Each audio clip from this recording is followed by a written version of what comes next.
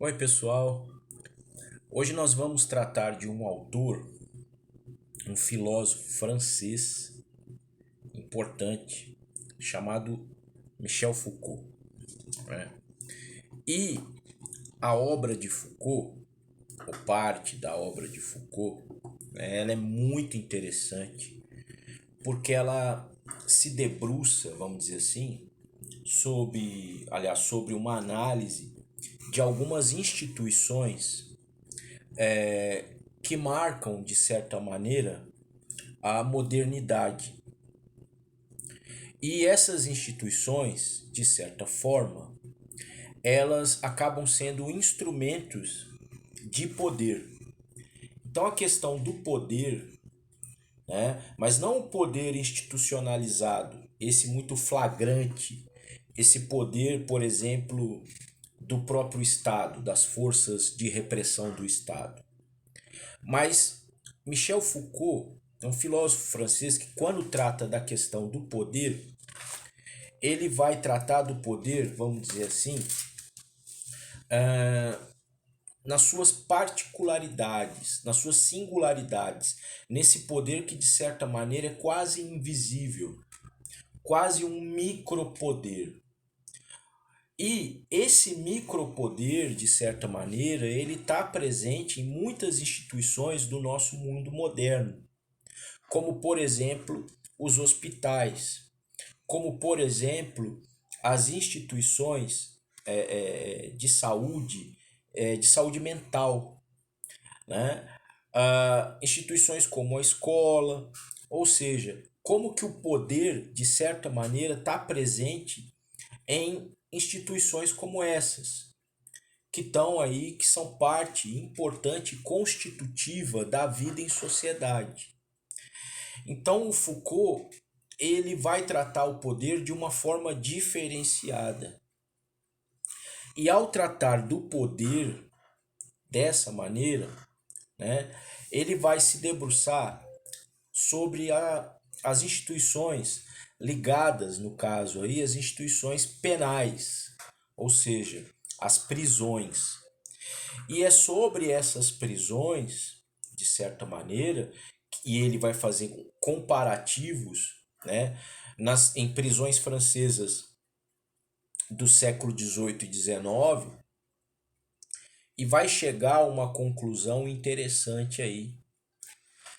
Esse trabalho, esse estudo do Foucault em relação às prisões, vai dar origem a um livro, a uma obra publicada em 1975, que é Vigiar e Punir. Aliás, é uma obra referencial, inclusive, para os estudantes de direito. Então a gente tem aqui, ó, eu tenho em mãos, ó, Michel Foucault, ó, Vigiar e Punir. Esse livro aqui, no caso aqui da editora Vozes, a história da violência nas prisões, ok? E o que que ocorre aqui? Qual que é a, o pulo do gato, a novidade desse estudo do Foucault, né? É o seguinte, quando ele fala em punição e em vigilância, né? Claro que a gente está tratando de questões aí do poder. O próprio Foucault recupera aquela análise quanto ao panóptico. O que é o panóptico? O panóptico é uma estrutura de vigilância que está presente na arquitetura de construções, por exemplo, como as próprias prisões, ou a escola ou os hospitais, que é um exemplo disso. Na construção de escolas, prisões e hospitais é muito comum você observar a presença de um pátio interno, ou seja, os prisioneiros, os internos, os doentes, os loucos, os jovens estudantes, de certa maneira, eles circulam nesse pátio interno.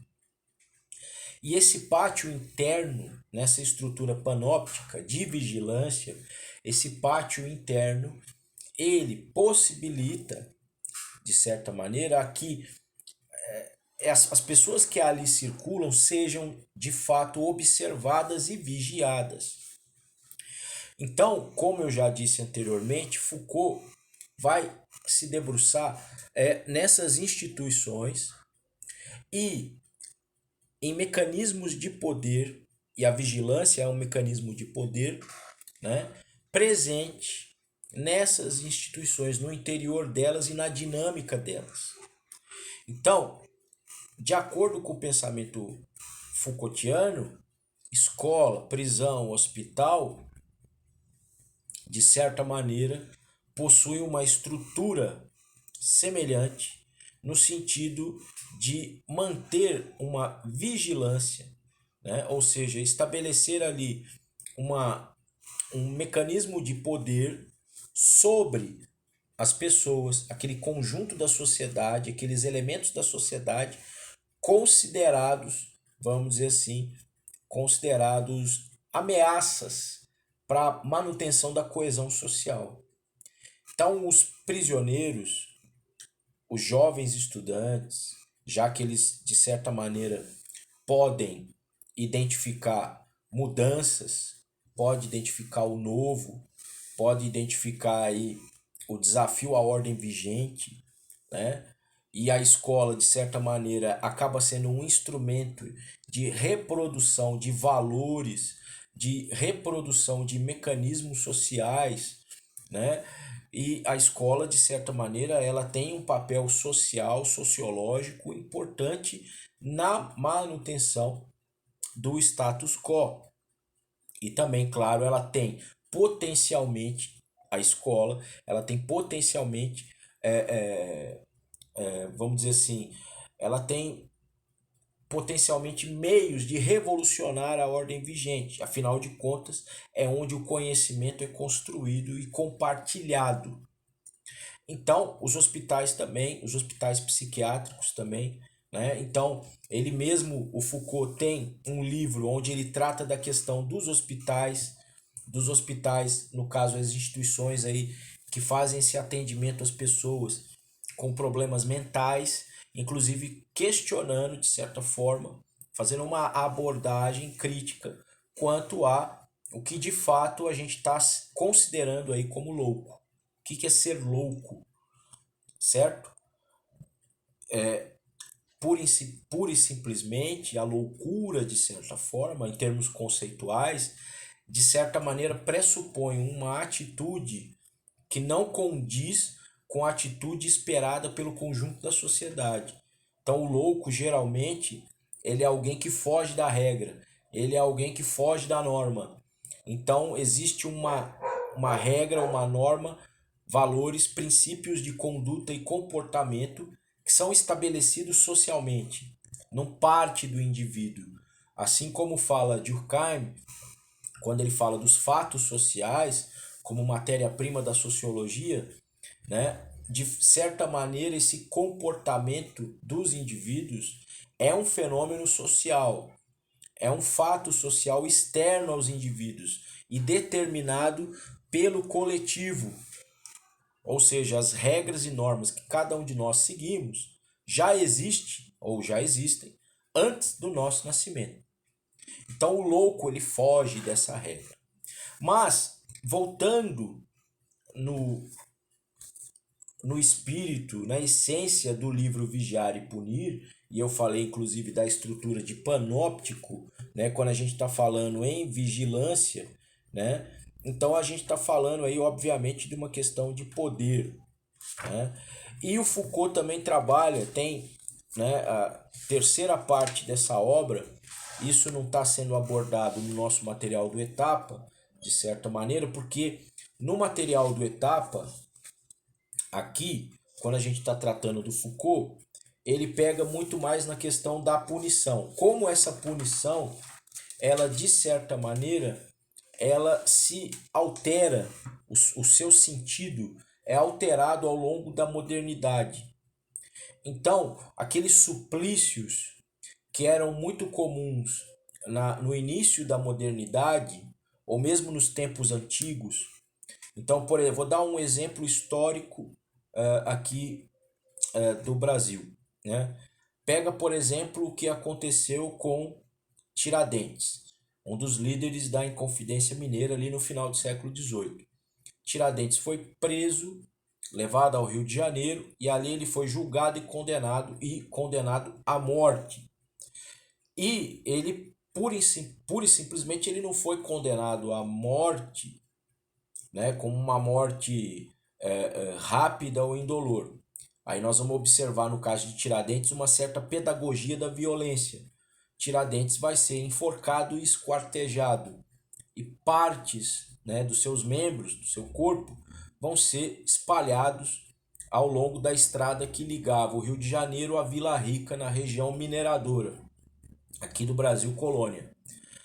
Então, assim, quando a gente observa condenações como essa, punições como essa, punições, a pena capital, a morte, e a morte geralmente sendo realizada de uma forma até cruel, ou seja, eu estou punindo o corpo, né?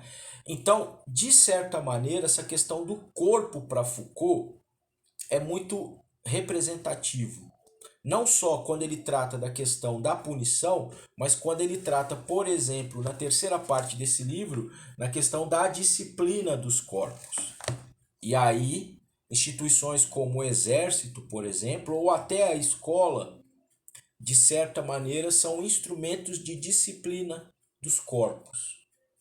Ok? Então vamos lá. Lembrando que essa disciplina, de certa maneira, ela se estrutura muito bem com o sistema econômico vigente, né, que é o capitalismo, ok? Essa racionalidade, esse racionalismo, algo que é muito preconizado, por exemplo, no pensamento do Max Weber, em Foucault a gente pode observar essa disciplina, não só em termos de poder, de manutenção da ordem vigente, ok? Mas também essa disciplina também serve muito bem a dinâmica do próprio sistema econômico, ok? Basta a gente observar aqui no YouTube a quantidade de vídeos, né, que tentam de alguma maneira vender fórmulas ou atitudes que garantem para quem está assistindo, caso sigam a receita de bolo, garantem aí o sucesso financeiro e o sucesso profissional.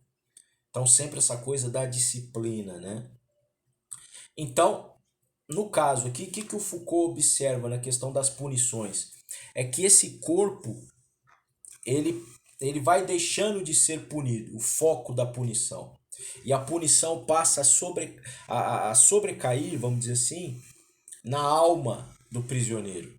E como é que eu vou condenar o prisioneiro? Como é que eu vou punir o prisioneiro na sua alma e não no seu corpo? No caso aí, vou dar um comparativo, a prisão perpétua é um bom exemplo. Ou seja, quando eu punir a alma é tirar a liberdade do indivíduo. E a liberdade é um bem valoroso para os indivíduos, né, do século XIX em diante. Tempos do liberalismo, por exemplo. Tempos do iluminismo, que é anterior, no século XVIII. Então, no momento de punir alguém, no momento de punir o transgressor, aquele que foge da regra, eu não vou mais supliciá-lo no seu corpo. Eu vou supliciá-lo na sua alma. Então, ao invés de eu puni-lo com uma sentença de morte e uma morte violenta, na maioria dos casos, como ocorria nos tempos, por longo tempo na modernidade, mesmo nos tempos antigos e medievais, certo? A gente vai ter agora, então, uma nova forma de punição muito mais, vamos dizer assim, muito mais sutil e eficaz, né? Que é justamente punir a alma, e punir a alma é tirar a liberdade do prisioneiro. Então, ao invés de eu condenar um assassino à morte, ao fuzilamento, por exemplo, né, eu vou condená-lo à prisão perpétua, eu vou condená-lo a 30 anos de reclusão, ou seja, eu vou puni-lo na sua alma. Porque o nosso mundo contemporâneo né, marcado pelo capitalismo, marcado por uma relação de poder aí estabelecida ou de forma diretamente repressora ou uma, vamos dizer assim, uma repressão subliminar, né, desenvolvida em várias das instituições sociais, né, de certa maneira, o que que eu vou ter aí? Eu vou ter justamente, né, esse indivíduo sendo punido, castigado naquilo que ele tem de mais valoroso, que não é a vida. Porque se a vida fosse algo mais valoroso nos tempos contemporâneos, provavelmente eu continuaria, os governos, os estados, continuariam punindo o corpo, executando o criminoso. Mas não. Agora eu vou puni-lo na alma, eu vou tirar sua liberdade. Então, nos tempos que nós vivemos, no pensamento de Foucault, seguindo esse pensamento, a liberdade é um bem mais precioso do que a própria vida. Certo? Essa é a mensagem que eu queria dividir com vocês aqui e convido desde já a todos que leiam e conheçam esse livrinho aqui. Esse livrinho não, esse livro significativo, Vigiar e Punir. Certo? A gente se vê.